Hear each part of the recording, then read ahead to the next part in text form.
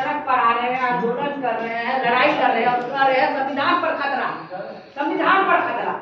संविधान मतलब जो हमको अधिकार देता, हम मजदूर का अधिकार देता, आने का, लड़ाई करने का, लड़ाई लड़ने का जो अधिकार देता है, उस पर हमला है, मतलब सरकार उसको बारी बारी से खत्म करना चाहिए। तो आप समझ सकते हैं कि जो हमारे अधिवेशन जी कह रहे हैं कि अभी आपको अवसर मिला है, आपका राष्ट्रीय महाधिवेशन होना भी तय है, जो केरल में होने वाला है या महाराष्ट्र में होगा। दो जगह में से एक जगह पर कहीं फाइनल अभी नहीं हुआ है, लेकिन जल्दी ही हम लोग करवाएंगे फाइनल, या महाराष्ट्र में या केरल कहीं पर आपका राष्ट्रीय महाधिवेशन होना तय है। तो उसके पहले आपको राज्य महाधिवेशन करना है अपना।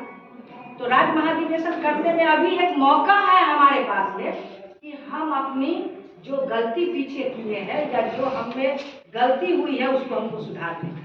कहने का गरज मेरा ये कि हम कोई एक परियोजना को उठाएं, उस परियोजना के मेंबरशिप पर बिल्कुल ध्यान देने की आवश्यकता है।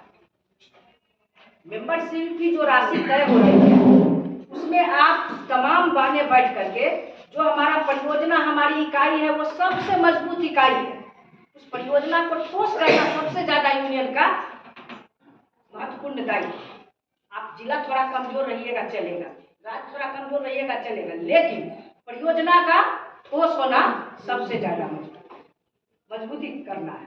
अब होता क्या है, परियोजना में 5 को 10 को आंगनबाड़ी सेवक का नवीनीकरण करा ली, मतलब नवीनीकरण करते हैं, मेंबरशिप कर ली, बाकी हम लोग सब यूनियन में। कैसे यूनियन में? अगर हमारा वेरिफिकेशन होगा और कोई अगर चाहे सुपौल के कोई इलाका में चल जाए, पूर्णिया के इलाका में चल जाए, समस्तीपुर के इलाका में चल जाए, भोजपुर के इलाका में चल जाए, और कोई एक सेंटर पूछ करके वहां से निकाल ले कागज और बोलेगा कि आप बताइए किस यूनियन से है, उसके पास में कोई डॉक्यूमेंट्स नहीं, कोई रसीद नहीं, कोई कुछ नहीं, तो हमारा यूनियन फॉल्स हो जाएगा।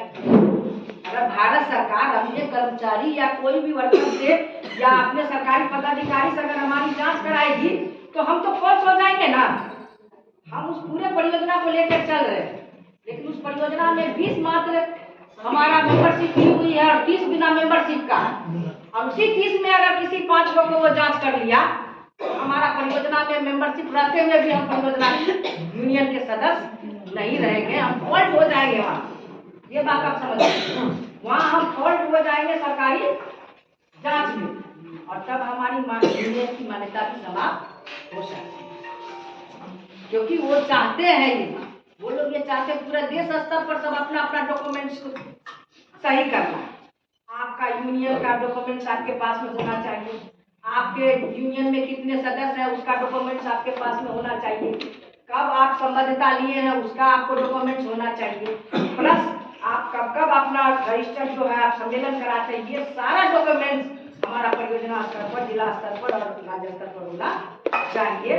और तब उस दिशा में आप अपना जिला सम्मेलन और परियोजना सम्मेलन और राज्य सम्मेलन कराएं। हम ये कहना इसलिए चाहते हैं कि हम बहुत बड़ी भीड़ को लेकर चल रहे हैं, और उस भीड़ में अगर 5 लोग अवैध निकल जाएंगे तो हम इतने बड़े भीड़ को लेकर चल रहे हैं, जो सही भी है वो भी हमारा गलत साबित हो जाएगा।